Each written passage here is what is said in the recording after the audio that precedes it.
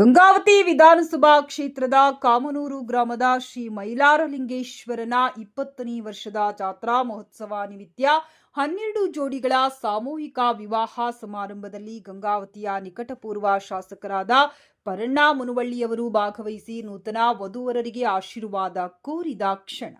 ಈ ಸಂದರ್ಭದಲ್ಲಿ ರಮೇಶ್ ಕುರುಗೋಡುಗಿ, ನಿಂಗಪ್ಪ ಹೈರಾಣಿ, ಮಲ್ಲಪ್ಪ ಭೋವಿ, ಮಲ್ಲೇಶಪ್ಪ ಸಂಗಟಿ, ಆನಂದ್ ಭೋವಿ, ರಮೇಶ್ ಮೈಲಾರಪ್ಪ ಹೈರಾಣಿ, ಗವಿಸಿದ್ದಪ್ಪ ತೋಟದ್, ಶ್ರೀನಿವಾಸ್ ಅರಕೇರಿ ಇನ್ನು ಮುಂತಾದವರು ಉಪಸ್ಥಿತರಿದ್ದರು. ನಮ್ಮೆಲ್ಲರ ಆರಾಧ್ಯ ದೇವರಾದಂತಹ ಶ್ರೀ ಮೈಲಾರಲಿಂಗೇಶ್ವರ ಸ್ವಾಮಿಯ 20ನೇ ವರ್ಷದ ಒಂದು ಜಾತ್ರಾ ಮಹೋತ್ಸವದ ಅಂಗವಾಗಿ ಎಲ್ಲ ಸಮಾಜದ ಹಿರಿಯರು ಕೂಡಿಕೊಂಡು ವಿಶೇಷವಾಗಿ 12 ಜೊತೆ ಮದುವೆಗಳನ್ನು ಸಾಮೂಹಿಕ ಮದುವೆಗಳನ್ನು ಮಾಡೋದ್ರ ಮುಖಾಂತರ ಜನರ ಕಷ್ಟಗಳಿಗೆ ನೆರವಾಗುವಂಥ ಪವಿತ್ರ ಕಾರ್ಯವನ್ನು ಗ್ರಾಮದ ಎಲ್ಲ ಹಿರಿಯರು ಮಾಡಿದ್ದಾರೆ. ನಿಜವಾಗಿ ಅಭಿನಂದನೆಗಳನ್ನು ಸಲ್ಲಿಸೋದ್ರ ಜೊತೆಗೆ ಇವತ್ತಿನ ದಿನಗಳಲ್ಲಿ ಮದುವೆ ಮಾಡಿಕೊಳ್ಳೋದೇ ಬಹಳ ಕಷ್ಟ.